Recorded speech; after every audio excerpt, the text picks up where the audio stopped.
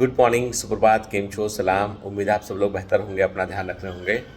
आज के अखबार में एक न्यूज़ है कि सेंट्रल गवर्नमेंट का जो है वो रीनीट कराने को लेकर जो है वो उन्होंने अपना जो है वो ओपिनियन उन्होंने कोर्ट में दिया है कि वो रीनीट करवाना नहीं चाहते हैं और उनके पॉइंट ऑफ व्यू से रीनीट से कोई फ़ायदा नहीं होगा।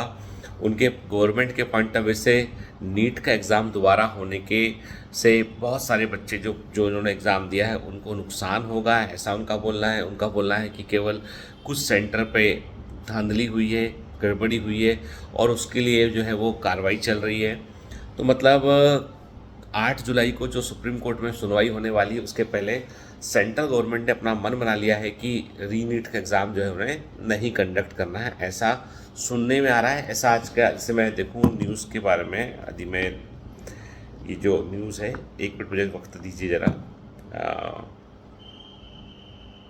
हाँ, इसमें केंद्र का दोबारा नीट एग्ज़ाम से इनकार, ठीक है ना। ये न्यूज़ है, दैनिक भास्कर का न्यूज़ है ये। दैनिक भास्कर में केंद्र ने सुप्रीम कोर्ट में कहा नीट एग्ज़ाम रद्द करना तर्कसंगत नहीं, कई कैंडिडेट का हित खतरे में पड़ जाएगा। केंद्र सरकार ने सुप्रीम कोर्ट में कहा कि नीट यूजी एग्ज़ाम को रद्द करना तर्कसंगत नहीं होगा, इससे यह परीक्षा देने वाले लाखों ईमानदार छात्र गंभीर खतरे में आ जाएंगे। केंद्र ने अदालत में दाखिल हलफनामे में कहा कि परीक्षा में हुई कथित अनियमितताओं या गड़बड़ियों की पूरी जांच के लिए सीबीआई को कहा है। उन्होंने एनटीए बोला कि बड़ी गड़बड़ी नहीं हुई। क्या बोला? बड़ी गड़बड़ी नहीं हुई। एनटीए ने कहा कि एग्ज़ाम के दौरान बड़े स्तर पर गड़बड़ियां और अनियमितताओं के दावे पूरी तरह से गलत और भ्रामक हैं, इनका कोई आधार नहीं है। एनटीए ने माना कि कथित गड़बड़ी केवल पटना और गोधरा सेंटर में हुई थी, व्यक्तिगत उदाहरणों के आधार पर पूरी परीक्षा रद्द नहीं की जानी चाहिए। आज से काउंसलिंग की शुरुआत हो चुकी हुई है। नीट एग्ज़ाम 5 मई को हुआ था, इसके बाद पेपर लीक और गड़बड़ियों के आरोप लगे थे। 1563 छात्रों को ग्रेस मार्क्स देने पर भी विवाद हुआ था। नेशनल टेस्टिंग एजेंसी ने इन कैंडिडेट की परीक्षा रद्द कर दी और फिर से एग्ज़ाम लिया। इसके बाद देश में 9 दिन में 3 बड़ी परीक्षाएं एनसीईटी, यूजीसी नेट और सीएसआईआर यूजीसी नेट कैंसिल किया गया। आज से नीट की काउंसलिंग शुरू हो रही है, ठीक है। मतलब ये आज के सेंट्रल गवर्नमेंट के जो कल का जो हलफनामा था जो उन्होंने कोर्ट में दिया, उससे ये लग रहा है कि यदि कोर्ट जो है वो जो एफआईआर हुई हैं, जांचें हुई हैं, यदि कोर्ट को लगता है कि उस का कितना बड़े स्केल पे जो है वो पेपर लीक हुआ था, तो शायद कल कोर्ट जो है वो अपना मंडे के दिन कोर्ट जो है वो 8 जुलाई को कोई स्ट्रॉन्ग डिसीजन ले वो।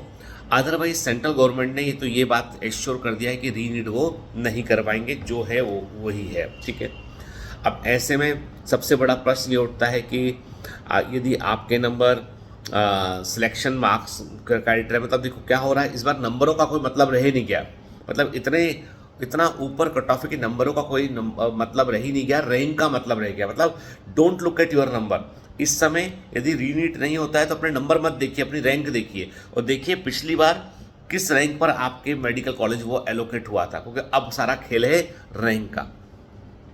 लेकिन फिर भी एक बात कहूँ मैं, जैसे मध्य प्रदेश हो गया और सपोज़ कि कर्नाटका हो गया या केरल हो गया, जम्मू कश्मीर हो गया, मैं बोलूँ आपसे कि कई सारे ऐसे स्टेट हैं जहाँ पर ना तो कोई पेपर लीक हुआ है, ना कोई ऐसी एक्टिविटी हुई है, तो वहाँ पर आपकी रैंक यदि नीचे भी है तो भी आपको एमबीबीएस मिलने का चांस है। कारण ये है कि जैसे यूपी में, बिहार में ये श्योर है कि पेपर का मतलब श्योर क्या बोल दूँ मैं ना, इन्वेस्टिगेशन सामने आएगा वो, मतलब ये है कि पेपर लीक हुआ है। बिहार के अंदर ये लोगों को पता है, गुजरात में लोगों को पता है, ठीक है। कितने लेवल पे हुआ है ये जांच का विषय है पूरा। तो मतलब जो भी रैंक का इन्फ्लेशन है वो बिहार में, उत्तर प्रदेश में, गुजरात में उसका असर अधिक देखने मिलेगा आपको, राजस्थान में।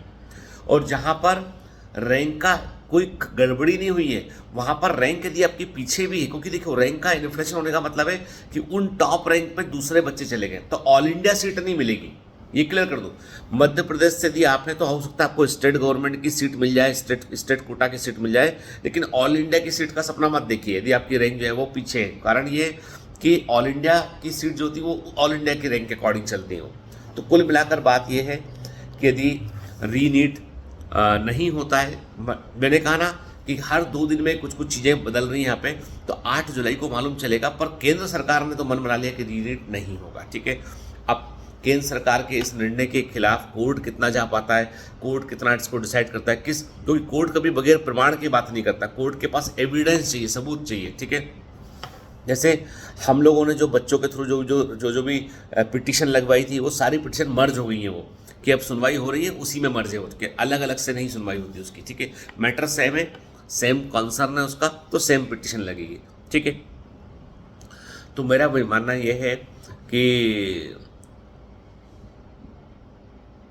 एनटीए नीट को का एग्ज़ाम जो है अगली बार, जहाँ तक मैं सोचता हूँ 2025 के एग्ज़ाम का पैटर्न बदलेगा।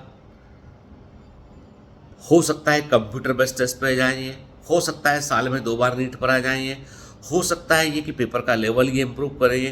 तो मतलब उम्मीद को नहीं हारना है हमको, क्योंकि हम जहाँ तक पहुँच चुके 600, बच्चे बोलते हैं सर मेरे 620 नंबर है, 625 नंबर, तो मैं बोलता हूँ बेटा यहाँ पर सिर्फ कुछ लोग बेईमान थे, उनके डर से तैयारी नहीं छोड़ना है, ठीक है।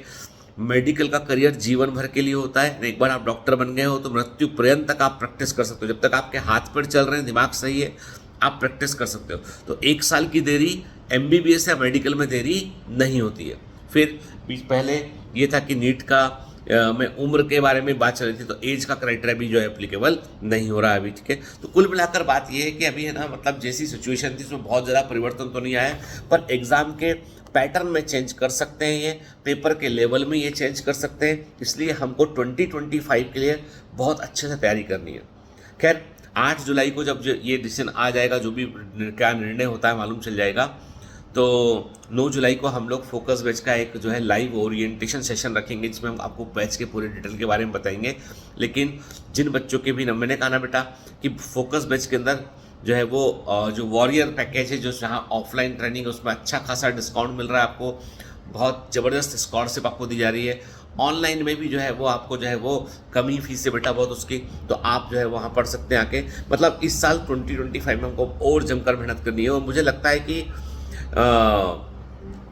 अभी हथियार डालने का वक्त नहीं है इसके, क्योंकि कारण ये है कि जो हुआ सो हुआ, लेकिन आगे हमको, क्योंकि देखिए दूसरों के कारण हम अपना फ्यूचर चेंज नहीं कर सकते, अपना हम डेस्टिनी हमने जो सोचा है वो हम क्यों बदल रहे हैं हम, ठीक है।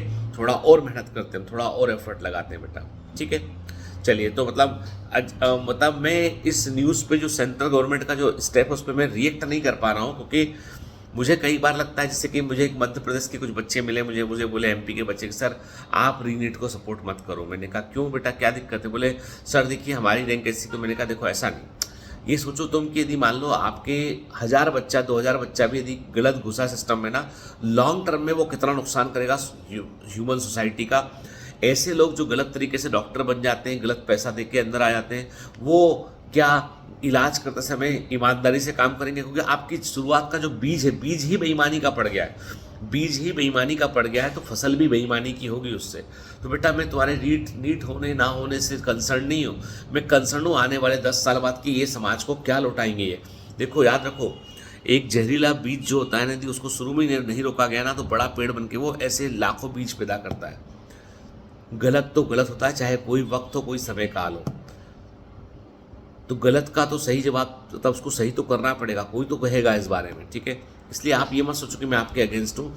मैं अगेंस्ट हूँ उन लोगों के जो आउट ऑफ द वे जाके एक ईमानदार आदमी का हक मार लेते हैं और सिस्टम के अंदर जो है वो एक जहरीला बीज बो देते हैं।